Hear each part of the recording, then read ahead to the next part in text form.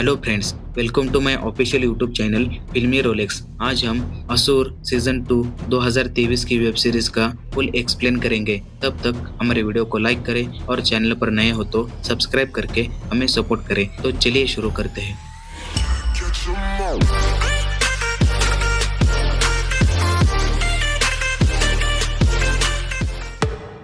Episode की शुरुआत में सीजन 1 में केशव भारद्वाज को परफेक्ट किलर के इल्जाम में पुलिस ने अरेस्ट किया था और इस केस को लीड करने वाले सीबीआई इंस्पेक्टर धनंजय को उनके ऊपर लगाए गए मर्डर के चार्जेस के लिए उनको सस्पेंड कर दिया था। केशव भारद्वाज के सपोर्ट में लोग उनको छोड़ने के लिए कोर्ट के बाहर प्रोटेस्ट करते हैं। उधर कोर्ट में सीबीआई के वकील केसर को 15 दिन की कस्टडी की रिक्वेस्ट करते हैं, लेकिन उनको सिर्फ 7 दिन ही मिलते हैं। कोर्ट के बाहर केसर एसपी साहब को धमकी देता है कि कल से एक नया खेल का आरंभ होने जा रहा है। इससे एसपी साहब थोड़ा शॉक होते हैं। अगले सीन में धर्मशाला हिमाचल प्रदेश का सीन दिखाते हैं। उधर धनंजय ने धर्मशाला में मानसिक विचारों के कारण शरण लिया था। तभी एक बच्चा आनंद आकर धनंजय को कहता है कि छोड़ दो उस दुख को जो अपने अंदर रखा हुआ है। जिसने भी ये दुख दिया है उसे माफ कर दो। उसी पर धनंजय कहता है, दुख देने वाला व्यक्ति मैं ही हूँ और मैं अपने आप को कभी माफ नहीं कर सकता।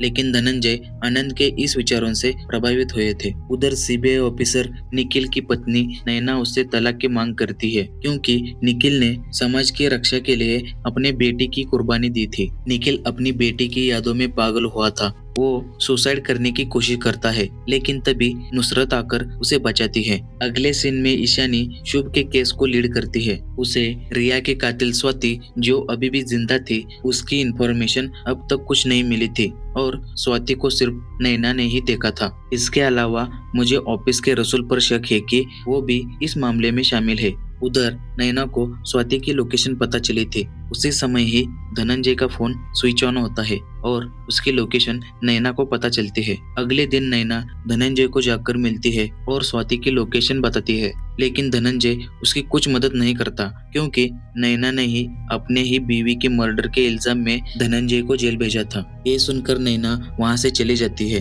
और धनंजय अंदर का गुस्सा अपने आप पर ही निकलता है। उधर निखिल के मोबाइल पर एक लोकेशन का मैसेज आता है। वो तुरंत अपनी फोर्स निकालकर उस लोकेशन पर जाकर देखता है। तब एक अननोन लाश मिलती है। उस लाश को पोस्टमार्टम के लिए ले जाते हैं। तब उसके शरीर से एक घड़ी मिलती है। उसी पर 9:05 का टाइम सेट किया था। उस घड़ी को लेकर ईशानी और निखिल केसर के पास जाकर पूछताछ करते हैं। तभी केसर उस घड़ी को फोड़कर उसके पीछे एक रुद्राक्ष का क्लू देता है। उसे लेकर निखिल ऑफिस में आकर एसपी साहब को बताता है कि ये रुद्राक्ष की कहानी शुभ ने ही मुझे बताया था कि जब 3 राक्षस शिव पर आक्रमण कर रहे थे, तभी शिव ने एक ही तीर में तीनों को मारा था। इसी घटना के आधार पे केसर एक ही तीर में 3 लोगों को मारने वाला था। निखिल फिर से क्लू ढूंढने के लिए बॉडी का पोस्टमार्टम करता है। तब उस बॉडी के मुंह में 3 नए दांत प्लांट किए हैं, ऐसा रिपोर्ट दिखाता है। उस दांतों को निकालकर उन पर एक अनोखा कोड होता है। उसे स्कैनिंग करने पर 3 अलग अलग लोकेशन दिखाता है। मुंबई का मॉल, दिल्ली का अस्पताल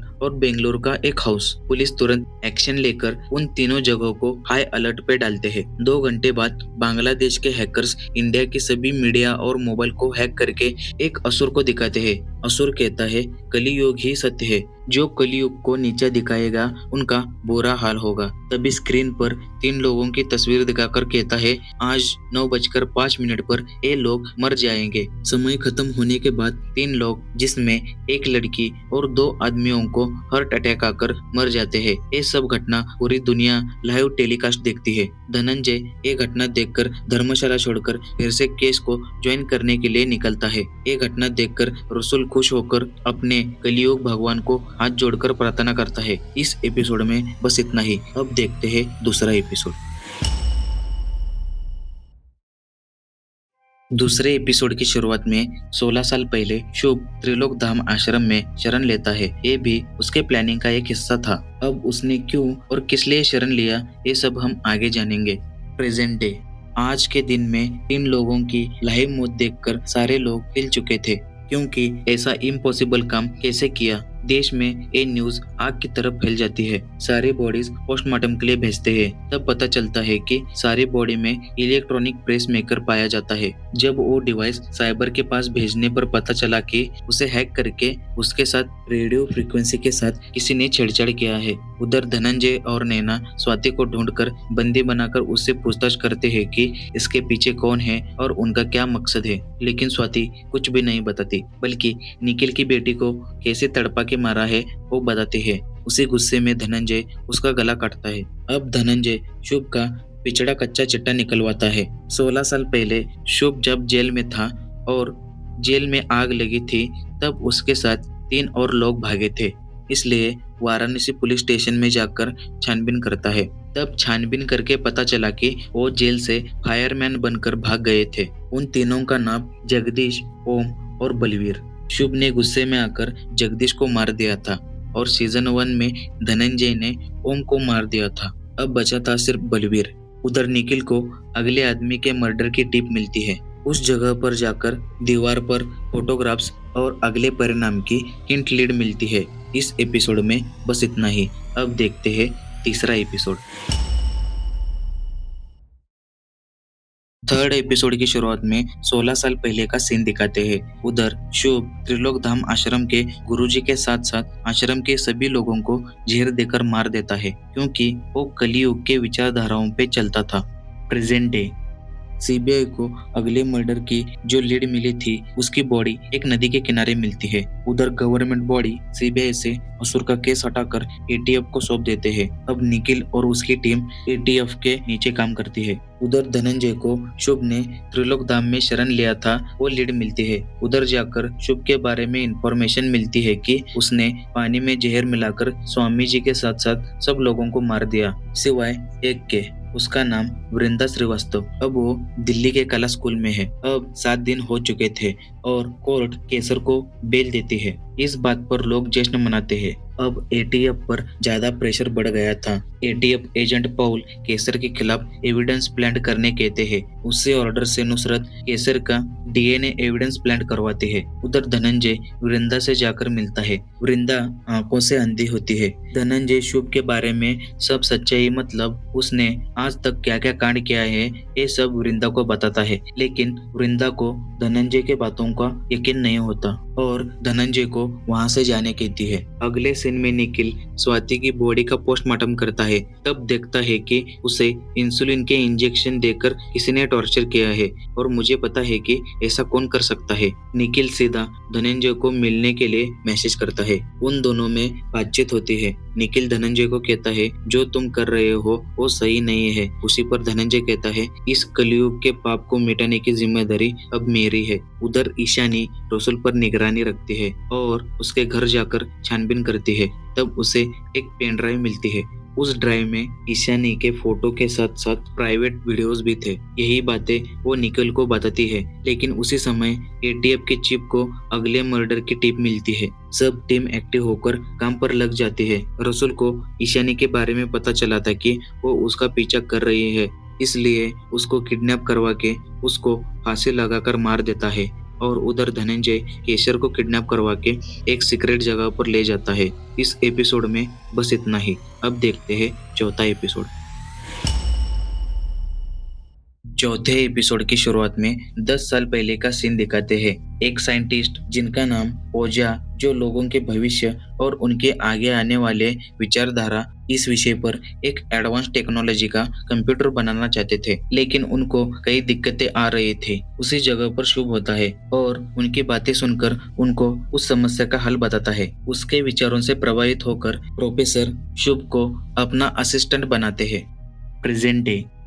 निखिल गुस्से में रसूल को मारता है, लेकिन सीनियर के ऑर्डर के आगे वो कुछ नहीं कर पाता। लेकिन उसकी मुस्कुराहट बहुत कुछ बता रही थी। रसूल की अरेस्ट की खबर धनंजय को पता चली तो वो नैना और टीम को रसूल का कच्चा चिट्टा निकालने कहता है। अगले दिन धनंजय को हरिवंश सिन्हा अगला टारगेट है ऐसा मैसेज आता है। उसकी फोटो एटीएफ चीफ को भेजता है। एटीएफ टीम उसे अगवा करके कस्टडी में लेती है।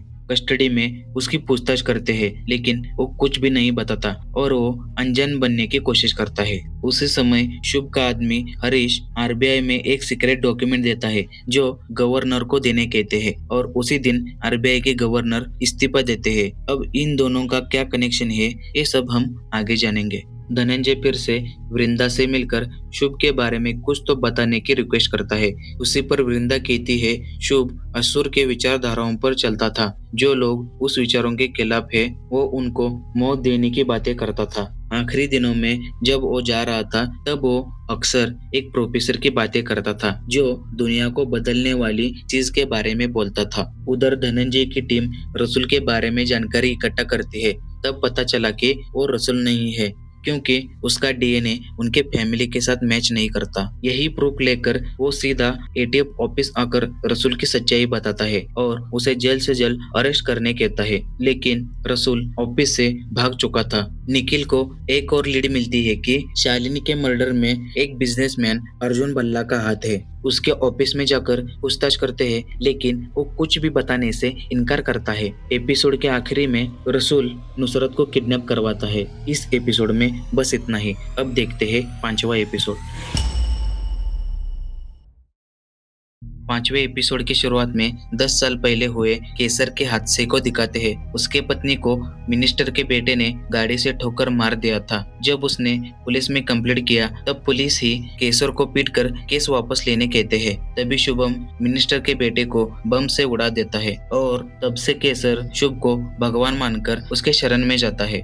प्रेजेंट डे एटीएफ की टीम को रसूल के सीक्रेट लोकेशन का पता चलता है। वो उस लोकेशन पर जाकर एडवांस टेक्नोलॉजी सिस्टम को देखकर सब शॉक होते हैं। उस सिस्टम से रसूल डाटा कहीं और शिफ्ट कर रहा था। जब नैना उसे रोकने की कोशिश करती है तभी रसूल कॉल करके धमकाता है कि अगर तुमने ट्रांसफर रोक दिया तो मैं नुसरत को मार दूंगा। सब डाटा ट्रांसफर होने के बाद केसर को मेरे हवाले करके नुसरत को ले जाओ। कुछ ही देर बाद रसूल का डेबिट कार्ड एक पेट्रोल पंप पे यूज हुआ था। उसे ट्रैक करके एटीएफ फोर्स वहां पहुंच जाती है। उस जगह पर रसूल भी था। धनंजय केसर को छोड़ देता है। जब वो रसूल के पास पहुंचता है तब धनंजय बंदूक निकालकर केसर के भेजे में गोली मारता है और रसूल भी अपने आप को गोली मार के सुसाइड करता है। उधर निखिल नुसरत को बचाता है और जिस लेडी ने उसे किडनैप किया था उसे गिरफ्तार करते हैं। उसका नाम कामिनी होता है। इस एपिसोड में बस इतना ही। अब देखते हैं 6वां एपिसोड।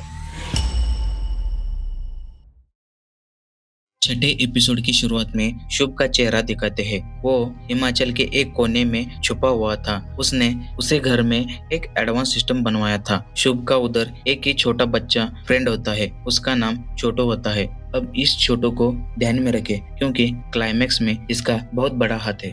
प्रेजेंट डे पॉल कामिनी से उसकी बच्ची का फोटो दिखा के उसे धमकाकर सच उगलवाने की कोशिश करता है, लेकिन वो कुछ भी नहीं बताती। वृंदा धनंजय को बुलाकर बताती है शुभ के साथ जो प्रोफेसर था वो national college of science Delhi के कॉलेज में है। धनंजय उस इंफॉर्मेशन को लीड करके कॉलेज में पूछताछ करता है। तब पता चला कि प्रोफेसर मनुष्य का ब्रेन चेंज करने का सिस्टम बना रहे थे। एक दिन उन्होंने अपने लैब जलाकर भाग गए और तब से वो नहीं दिखे। धनंजय उस लैब में जाकर छानबीन करने पर उसे प्रोफेसर और शुभ का सारा कच्चा चिट्ठा एक बुक में लिखा था। उसे लेकर वो एटीएफ ऑफिस आता है और छानबीन करने पर पता चला कि शुभ अपने अटैक के लिए एआई सिस्टम अपना रहा है। कुछ देर बाद निखिल के मोबाइल पर नेक्स्ट टारगेट का मैसेज आता है। उस लोकेशन को फॉलो करते करते वो रश्मि ग्लास वर्क में पहुंच जाते हैं। उस ऑफिस का असली ओनर बिजनेसमैन अर्जुन भल्ला था। उस ऑफिस में अर्जुन भल्ला के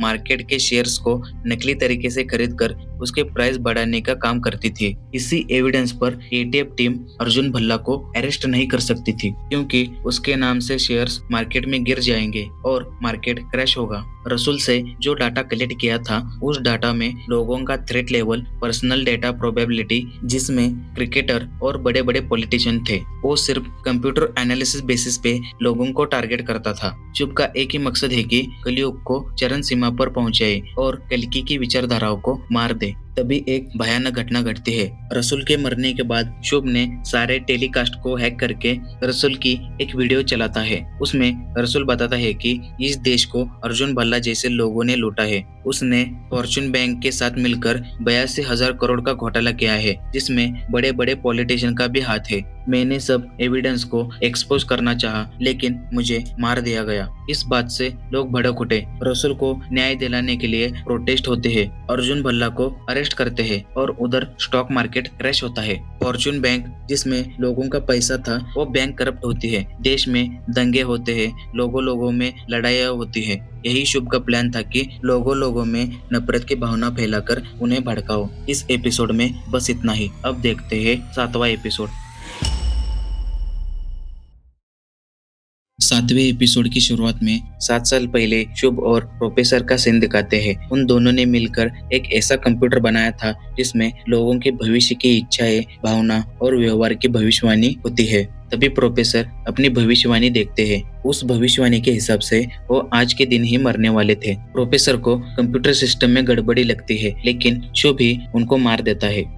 प्रेजेंट डे शहर में और एक नया कांड हुआ था। 6 लोग असुर का मुकुटा पहनकर 50 लोगों को हॉस्टेज बनाते हैं। उनकी डिमांड होती है कि वो सिर्फ धनंजय से ही बात करेंगे। वो धनंजय से बात करके उनकी डिमांड बताते हैं कि जल्द से जल्द अर्जुन भल्ला को छोड़ दो, वरना एक एक करके सारे हॉस्टेजर्स को मार दूंगा। पॉल फिर से कामिनी से पूछताछ करता है। तब वो बताते हैं कि सब प्रूफ मेरे क्लाउड स्टोरेज में है। उस स्टोरेज में एटीएफ के हर स्टाफ की प्राइवेट फोटोज, वीडियोस और पर्सनल डेटा भी था। धनंजय कहता है, मैं अपने बाजू से एक आदमी भेजूंगा जो देखेगा कि सब हॉस्टेजेस सही सलामत हैं, और वो भी मान जाते हैं। धनंजय अपने बाजू से आनंद, जो धर्मशाला में लड़का था, उसे कैफे में भेजते हैं। अब थोड़ी कहानी आनंद की सुनते हैं। आनंद कल्कि के विचारधाराओं पर चलता था और शुभ कलियुग के। धनंजय शुभ के खिलाफ आनंद को तैयार कर रहा था। आनंद को कल्कि ही सतयुग है ये साबित करने के लिए उसने कई भविष्यवाणी की, जैसे कि पहाड़ का टूटना, एक लड़का किडनैप हुआ था उसकी लोकेशन बताना, मठ में एक बच्चे की जान बचाना। इस घटना से आनंद लोगों के दिलों में भगवान बन गया था। आनंद उन असुर लोगों से जाकर अपने बातों के जाल में फंसाकर सब लोगों को बचाता है। अब आनंद पहले से ही लोगों के दिलों में आनंद ही भगवान है ऐसा मानते हैं। अब इस घटना में एक ट्विस्ट है कि असुर के मास्क में धनंजय ने ही अपने आदमियों को भेजा था, क्योंकि शुभ के खिलाफ लोगों में नफरत फैल जाए और शुभ अंदर से टूट जाए। ये घटना देखकर शुभ ने एक आखिरी मायाजाल भेजाता है। इस एपिसोड में बस इतना ही। अब देखते हैं आखिरी 8वां एपिसोड। आखिरी एपिसोड की शुरुआत में शुभ धनंजय से कहता है कि आनंद और मेरे बीच नेशनल टीवी पर चर्चा होगी, तब मैं बताऊंगा कि कल्कि सही है या कलयुग। उधर निखिल और नुसरत को शुभ की हिमाचल प्रदेश के घर की लोकेशन मिलती है और उसे ढूंढने जाते हैं। इधर टीवी पर आनंद और शुभ के बीच डिबेट चालू होता है। शुभ कहता है, इस दुनिया में न्याय कहाँ है? बच्चे भूख से मर रहे हैं, भ्रष्टाचार चरणों पे है, मंदिर में सोना चांदी चढ़ाकर पाप धुलाते हैं, समाज की व्यवस्था धर्म के नाम पर ही चल रही है। उसी पर आनंद कहता है, तुम्हारा मार्ग क्षय, कपट और कायरता से भरा हुआ है। निर्दोष लोगों को मारना कभी न्याय नहीं है। उसी पर शुभ ने स्टूडियो में एक पार्सल भेजा था जिसमें 2 ऑप्शन होते हैं। 2 जगहों पर हजारों लोगों पर संकट आ रहा है, तुम्हें सिर्फ एक ही जगह के लोगों को बचा सकते हो। और इंटरव्यू समाप्त होता है। धनंजय गुस्से में आकर वो डिवाइस तोड़ देता है। सिर्फ 6 घंटे में अब दोनों जगहों को ढूंढने में सारी फोर्स लगती है। तब नैना को 2 लोकेशन मिलती है, मुक्ति घाट वाराणसी जहां पर आनंद के जीत के लिए हवन हो रहा है, और इंदिरा नगर जहां पर वर्ल्ड साइंस कॉन्फ्रेंस हो रहा है। दोनों जगह पर सारी फोर्स अनआइडेंटिफाइड चीजों को ढूंढने लगती है। उधर निखिल हर एक लोकेशन पर जाकर शुभ की तस्वीर दिखाकर पूछताछ करता है। तब शुभ का फोटो छोटू देखता है और उसके घर का लोकेशन बताता है। ये वही छोटू है जो शुभ का उस जगह पर एक ही फ्रेंड होता है। उस घर के अंदर जाकर एडवांस सिस्टम को देखकर वो शॉक हो जाते हैं। उन दोनों को अंदर घुसते हुए शुभ कैमरा में देखता है। तभी शुभ दूसरी जगह से सारे सिस्टम हैक करके वाराणसी के लोगों के साथ बात करता है। तुम लोगों के पास सिर्फ आधा घंटा है, नहीं तो इन सब की मौत पक्की है। तभी धनंजय को वाराणसी घाट पर और पॉल को साइंस कॉन्फ्रेंस में एक सुपरसोनिक साउंड सिस्टम में डिवाइस मिलती है जो लोगों के कानों पर असर करके दिमाग फट जाता है और उस डिवाइस को सिर्फ शुभ के सिस्टम से ही बंद कर सकते थे। नैना उस सिस्टम को बंद करने की पूरी कोशिश करती है लेकिन टाइमर खत्म होने के बाद सुपरसोनिक साउंड आउट होता है और लोगों के कानों पर असर होने लगता है। 15 सेकंड बाद नैना उस सिस्टम को बंद करती है। तब धनंजय को शुभ दिखाई देता है और उसे गोली मारता है। फिर उसे एटीएफ टीम अरेस्ट करके जेल में डालती है। एपिसोड के आखिरी में निखिल अपनी बेटी का बदला लेने के लिए शुभ से मिलकर उसके साथ हाथ मिलाकर उसके बॉडी में पॉइजन इंजेक्ट करता है और उसमें शुभ की मौत हो जाती है। जब वो मर रहा था तब असुर सीजन 3 का हिंट मिलता है कि शुभ की गर्लफ्रेंड विंदा अब असुरों के विचारों पर चलेगी। इस असुर सीजन 2 में बस इतना ही और जल्द ही असुर सीजन 3 आएगा। तब तक के लिए टेक केयर, बाय।